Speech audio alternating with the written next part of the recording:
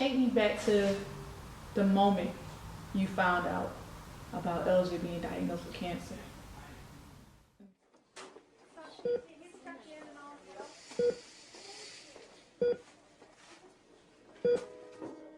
You know, this started off with a simple stomach ache. Yeah, his stomach was hurting him, and his stomach had got real big, and so she told me to take him to the emergency room. And I think it could have been like maybe 30 minutes later, you know, he came in the kitchen and he's like, "Mom."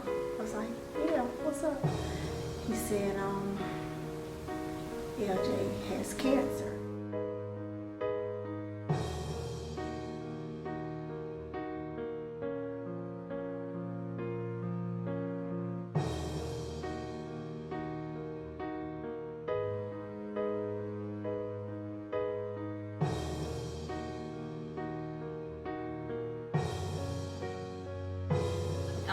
I feel like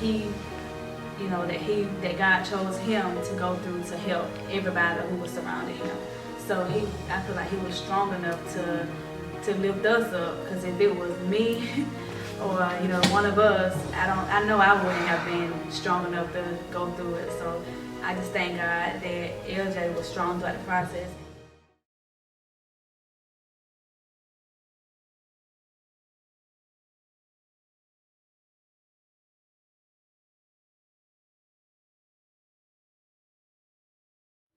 After we took LJ to his primary doctor, they referred us to Children's Hospital immediately to do CAT scans. We went to Children's Hospital. My dad, he met us up there. They went ahead and took his CAT scans, and they told us that they would call us back once they get the results. So at that point, we had already been up there basically all day. So I was hungry and tired and basically just ready to go home. So I told my dad we could go to McDonald's to get something to eat. So we went to McDonald's, and I told him, let's go through the drive-thru, because at that point, again, I was hungry, tired, and ready to go home. So my dad said, let's go inside, and hopefully they'll call us back before we leave. So we went inside, and we ate in. After we got finished eating, we still haven't received a call from the doctor. So he took me back to the hospital to get my car so that we can go ahead and head home. As soon as we pulled up, I received the phone call from LJ's primary doctor at that time. So the doctor called, I answered the phone, and he said that he had the results from the CAT scan, and he mentioned that LJ had a malignant tumor on his kidney. At that time, I didn't know what malignant was, so I asked him, I said, well, what is malignant? And he said cancer. At that time, the conversation, the phone went silent. I didn't say anything. I was basically lost for words. So he mentioned to me that the oncologist from Children's Hospital would give me a call. So we hung up the phone, and maybe 2 minutes later, the oncologist called me, and he advised that LJ had Wilms tumor, which is a childhood kidney cancer. At that time, we didn't know anything as far as stages or anything. But I was just distraught. So they told us to come back up to the hospital. We had just gotten back from getting something to eat. So we wasn't able to go home. So we had to go back upstairs to check LJ in. So I got off the phone with the oncologist, and at this time, my dad, he didn't even know what was going on. He just knew I was on the phone with the doctor.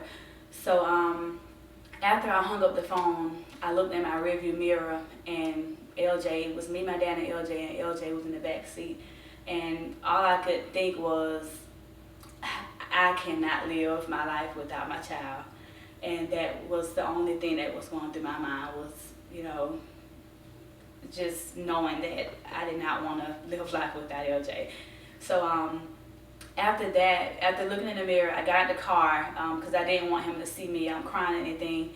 So I only made 2 phone calls. I called my husband and I called his dad, and shared the news with them. But that's basically what I did. I just called the 2 of them.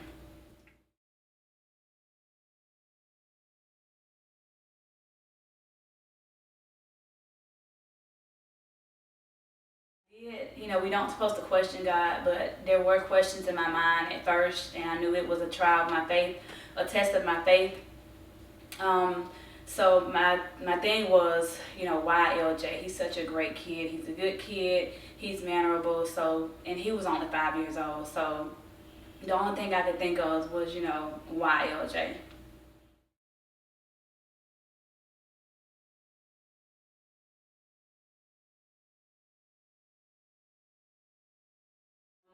I was in denial for a very long time. I would say for 2 months. Not really in denial of cancer, but just not wanting to mention that word to him because I know just that word alone, just people think the worst when they hear cancer. So I was the one, I didn't dodge the conversation, but my goal and priority was to make sure LJ remained a kid throughout the whole situation. So I just tried to say positive things, like before he would go to treatment, we would take him to Frank's.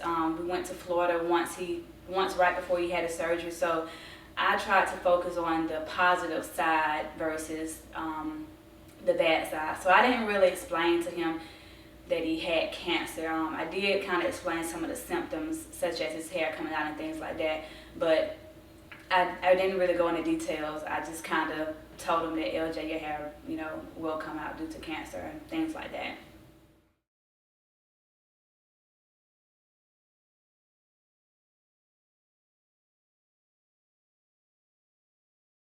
Yeah, we didn't too much explain it to Keyman. We just kind of let it take its course at first.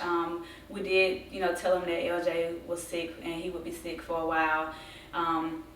Of course, eventually he found out that LJ had cancer, and he did his best. At that time, Keyman was young as well. He was only 9 years old, so he did his best to, be there for LJ, still play with LJ, and we tried our best to keep things normal versus, trying to focus on the sickness. We tried to keep things normal.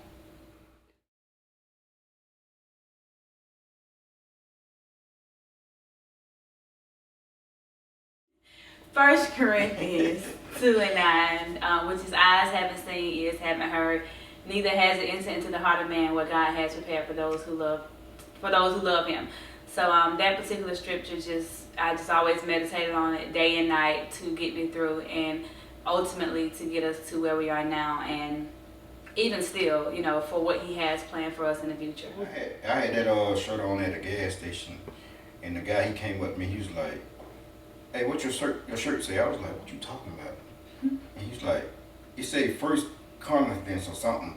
I was like, "Oh, First Corinthians," and I had to recite what he said. And he was like, "Man, a lot of people don't even know. They be wearing these scriptures, but they don't know."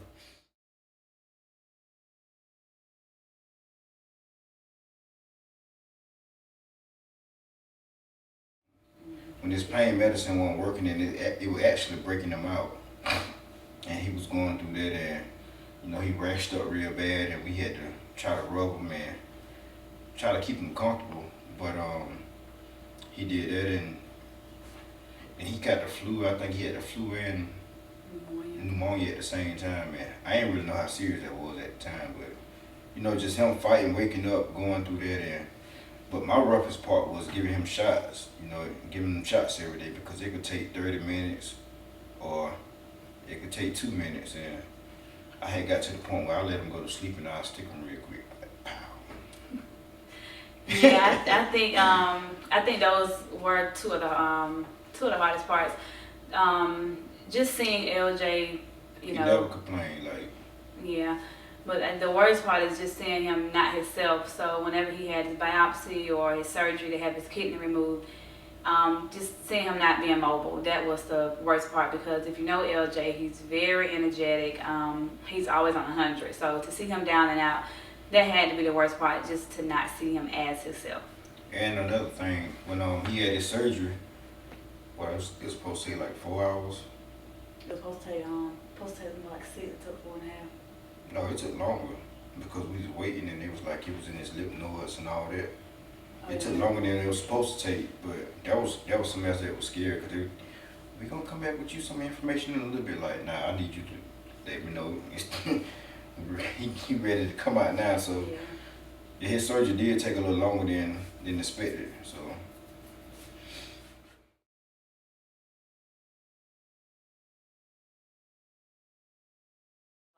I received a few inboxes asking, was LJ going to be okay?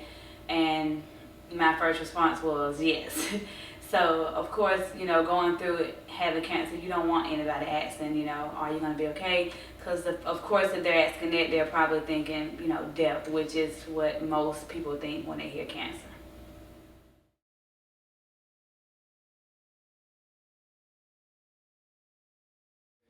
Yeah, whenever something like this happens, you don't plan for it, and things change, daily things change.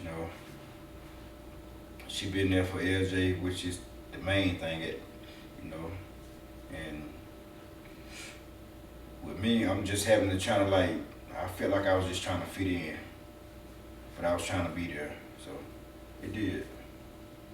And I didn't want to make it seem like it was nothing major, but because it wasn't nothing major, but it's just it's different. So, And I have to agree. I do think that the devil used that situation to try to come against our marriage, and communication is very big in marriage, and also time. So when this happened, like he mentioned, it was unexpected. So my main priority was LJ and making sure he got what he needed and things of that nature, and that was Javar's priority as well.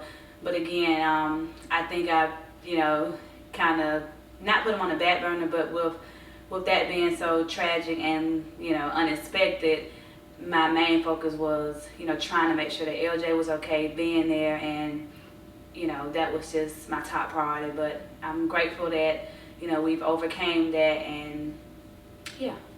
Yeah, we got triplets.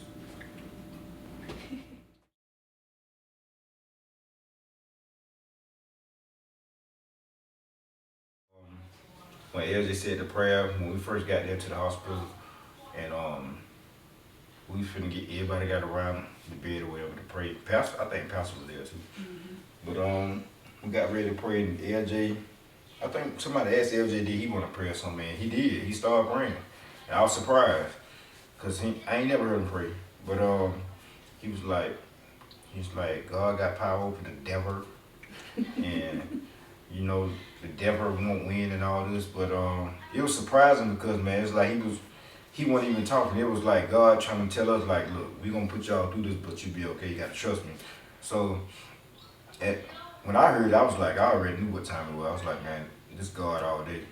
He got us, and it was tough. It was tough, but we got through it. Yeah, and that also helped as well. That same prayer, and like Javar has mentioned, it was like it was God speaking through him. He was only 5 years old, and the things he was praying, it was like we was looking around the room like, is this LJ? So it was definitely God giving him those words to say. And his very last words was, like Javar said, God has power over the, he said devil, but of course he meant God has power over the devil. And after that prayer, he prayed right before he went in to do his biopsy. And after that, I sent the end of his prayer to a lot of people that was supporting me. And I said, if LJ can believe that God has power over the devil, then we can. So that got us through because, that was our confirmation that, it's going to be okay.